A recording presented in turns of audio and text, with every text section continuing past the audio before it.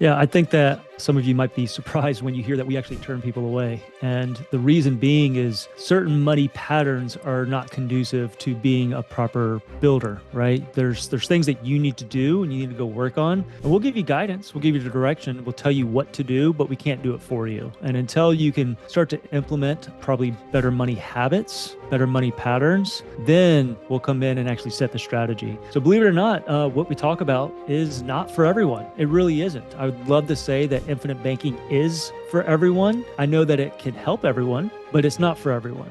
Simply put, you may not have the discipline to implement infinite banking. And it's not about your income, by the way. It's welcome back. Another episode of WealthWise Banking. I'm Jason Patrick Sipple from Ocoee, Florida, and I'm excited to be back with my partner in crime, Jeremy Lee Huggins. Huggy Bear, how you doing today, bro? I'm doing great, man. I'm really excited about this episode because I think I'm noticing a theme in the month of January. We start off this new year here, and it's all about intention. It's about being intention and what is your relationship with money in 2026. That's it, brother. A relationship with money and time. And this system that we're going to talk about today, it doesn't create discipline. Like that's the infinite banking concept. It requires it. And most people think that the next step to their financial control is more information, more learning, more watching videos, more listening to us. Guess what? It's not. I mean, keep listening. But the real dividing line isn't the knowledge, it's the behavior. And in today's episode, we're going to draw a clear line between builders and we're going to add a new B, the becomers. We're going to explain why infinite banking doesn't fix broken habits and why, again, we intentionally turn some people away, even when they're excited and motivated. And stay with us because by the end of this episode, you're going to know exactly where you stand and what your next real step is. Yeah, I think that some of you might be surprised when you hear that we actually turn people away. And the reason being is certain money patterns are not conducive to being a proper builder, right? There's things that you need to do and you need to go work on. And we'll give you guidance, we'll give you the direction, we'll tell you what to do, but we can't do it for you. And until you can start to implement probably better money habits, better money patterns, then we'll come in and actually set the strategy. So believe it or not, what we talk about is not for everyone. It really isn't. I would love to say that infinite banking is for everyone. I know that it can help everyone, but it's not for everyone. Simply put, you may not have the discipline to implement infinite banking. And it's not about your income, by the way. It's not about your income. I've talked to people that make $80,000 a year and save 50%. We talked about that in another episode. And, again, like Jeremy said, I think Jeremy was a little surprised with our topic, but I know it aligns with his thinking because we talk about this stuff.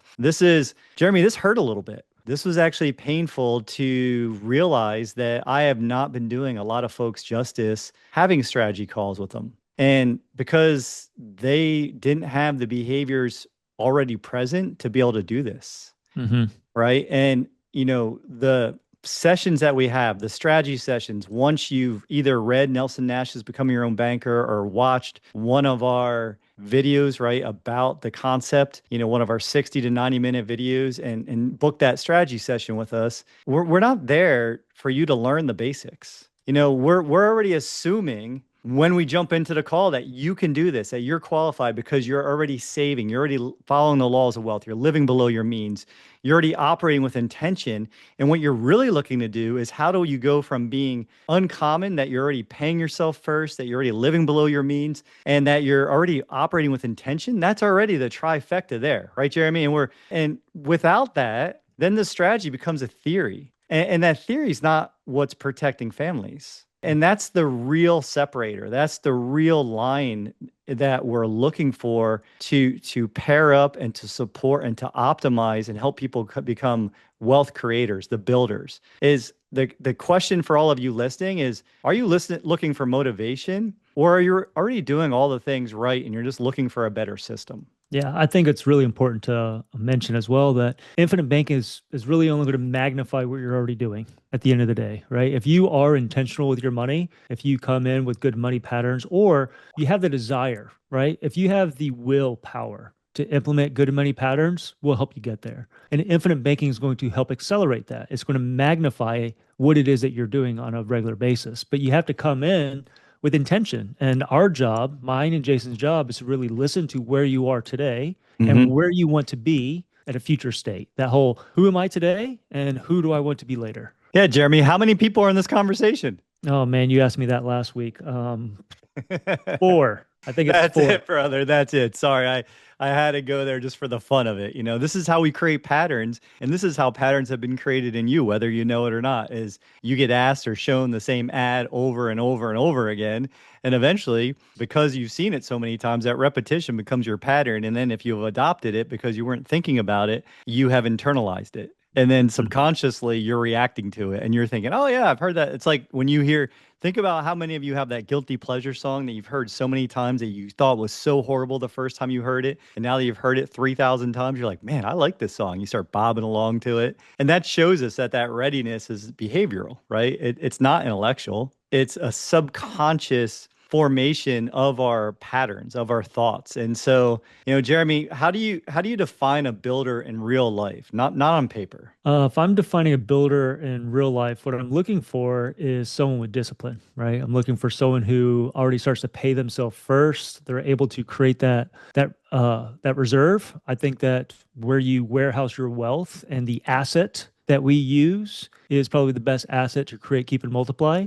Mm. Builders are people who take responsibility at the end of the day, right? I've always said that no one cares more about your money than you do. It's not me, not Jason. You have to take personal accountability and responsibility with where you are today, and then we'll help you. If you have discipline and you have a desire, we'll help you get to who you want to become tomorrow, right? So I think that's what it is when you ask me, what does it look like to become a builder? I love that. And exactly what if you identify with that, send us a message. Say, "Hey, I'm a builder. This is why." Tell us why. Tell us what you're doing. Tell us how you're paying yourself. Tell us the surplus.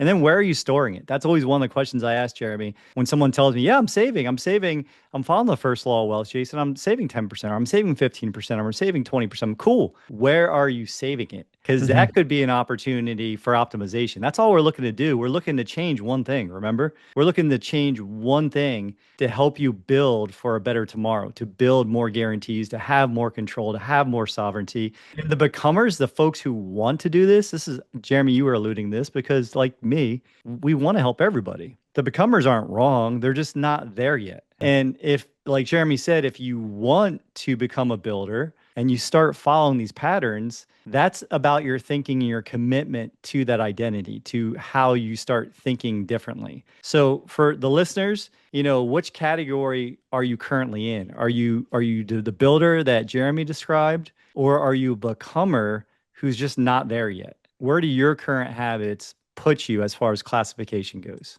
I'll take it even one step further. What about your household, your family household, right? Mhm. Because you can have a builder and you can have a borrower living in the same household, but financially speaking, who's winning, right? I don't want to look at it as like a David versus Goliath sort of match, but there usually is someone who is controlling the finances in the household. And is it the builder or is it the borrower?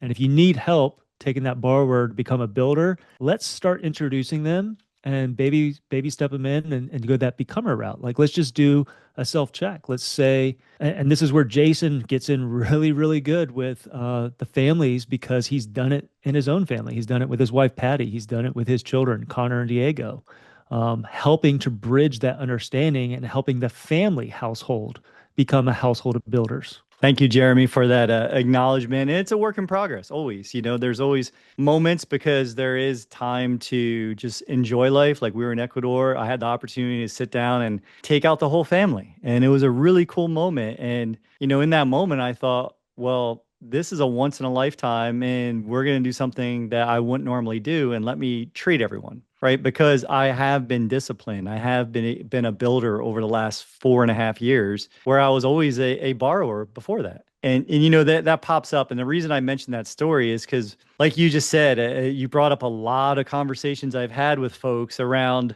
man, it could be the husband or the wife. Like I talked to a wife today. He's like, my husband's uninsurable, and he's not really earning. He's not saving anything, but I love him.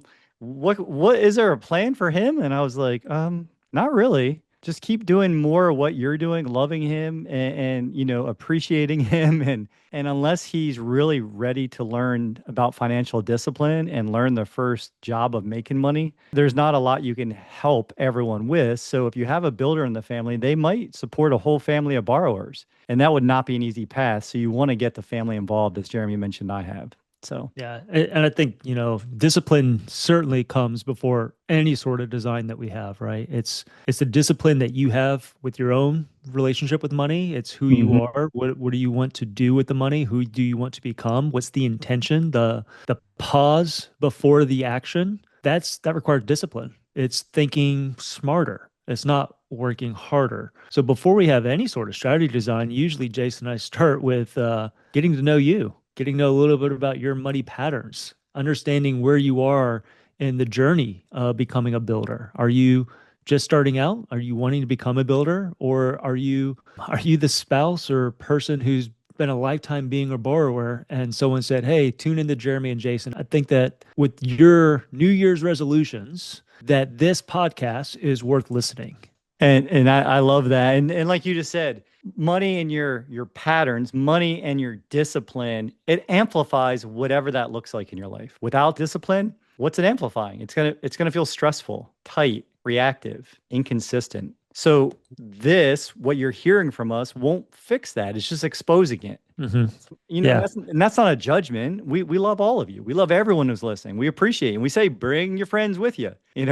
We're never judging. There's a million ways to get to the final destination. We're just saying we want to make it the simplest, the most guaranteed, the most controlled way Yeah. to help you And get. and again, like it's not as though we take some of the folks that come in with poor habits and say, we're not going to work with you. What we're going to do is we're going to give you guided direction. And if you go out and follow the steps that we outline for you, then we'll come back and help you build a design. But a lot of these strategies that we put in place, like to Jason's point, they're only going to amplify your current money patterns. That's what they're going to do. They're not going to fix everything. Infinite banking is not a one size fits all. It's not a fix for anything that you do. In fact, if you don't have good financial discipline, if you don't have proper money patterns, it could amplify chaos, stress. It could put pressure on your family situation. So we need to make sure that you have proper discipline and proper money patterns before we start building out a strategy for you.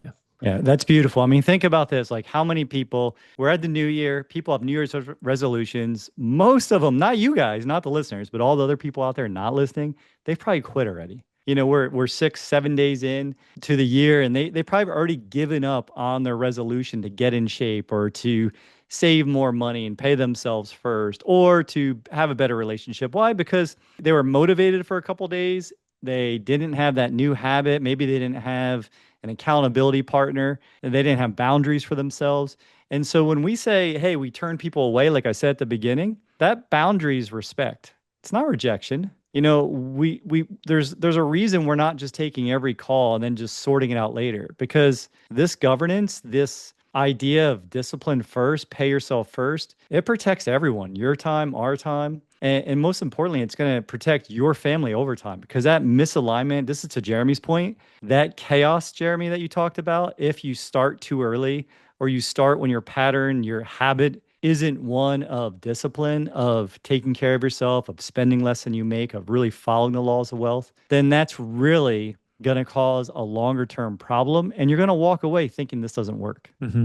Yeah, no. So how do we get folks on the right path, Jason? What's step one? Well, step one is, again, like you just said, not now or not ready doesn't mean never. And it's building the saving habits first, creating cash flow, getting closer to your money. We talked about that a couple weeks ago, right? Get closer to Hmm. your money. Most people are too far removed from their money, and that's just changing the patterns. And when they're not in place, the system, or when they are in place, the system, the process, what we teach with this, well over 200-year-old system will still be here. I'll be here. Jeremy will be here. We'll bring us and have that conversation with you when you're ready, when you change that focus and focus on your behavior first. Yeah, you know what I would like to do for any listener that's out there who has identified themselves as a becomer. I would love for you to come on the podcast and tell us where you are today, and then let's continue to bring you back on the podcast at periodic times throughout the year and watch your transition as a builder. Now that's a very vulnerable thing to do, right?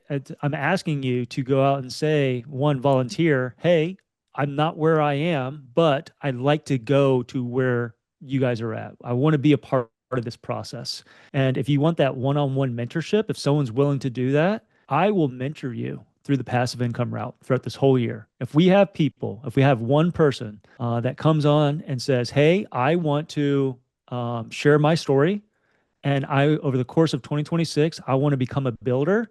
Jeremy, I want to do it through real estate. I want to do it through passive investments.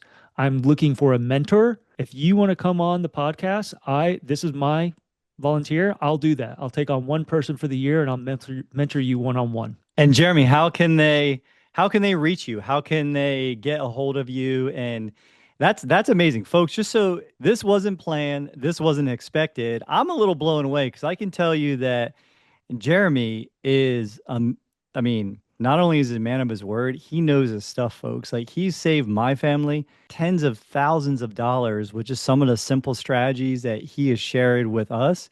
And he's helped us get closer to our goals and our freedom number just because he's already spent hundreds of thousands of dollars on himself, up leveling himself, investing in himself. And he's saying, hey, if you want change, and you're willing to have discipline and you're willing to be coachable, he'll do it. And let me tell you that he's helped every single person in my family. Everybody here wants Jeremy to come back, and I think they want me to take a break, just so you know. So, Yeah. So the way that they can reach me, if you go to wealthwisebanking.com, you'll find a way to touch base with myself. You'll also find a way to touch base with Jason, and you can schedule an appointment with us there. So go to wealthwisebanking.com. And if you want to share your story, you want to come on the podcast, if you want to be vulnerable, and in return for your vulnerability, I will give you my mentorship. incredible, brother. That's incredible. I love it. I love it. I can tell this year your focus is on passive income. And so, if you've been listening to this and you identify yourself as a builder,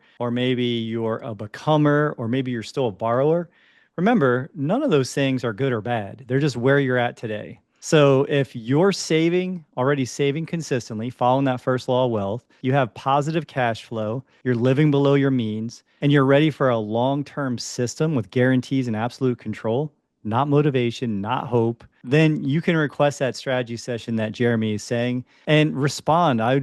You'd be out of your mind not to reach out and book a call with Jeremy to be mentored by him. And your next step is to build the behaviors that make this work if you're not there yet. So when you're in place with those discipline, those habits, the door's open. So book your strategy session. We'd be happy to guide you and help you reach your goals for this year and the future. All right. Well, this has been a fun one. I wasn't expecting to offer that up, but we'll see who's actually listening out there. That's it. And as we all know, right, you guys at home, say it along with us. You're already in banking. You're just not the banker yet. Thanks for your time. God bless. We'll see you in the next one. See you next week, man. See you next week.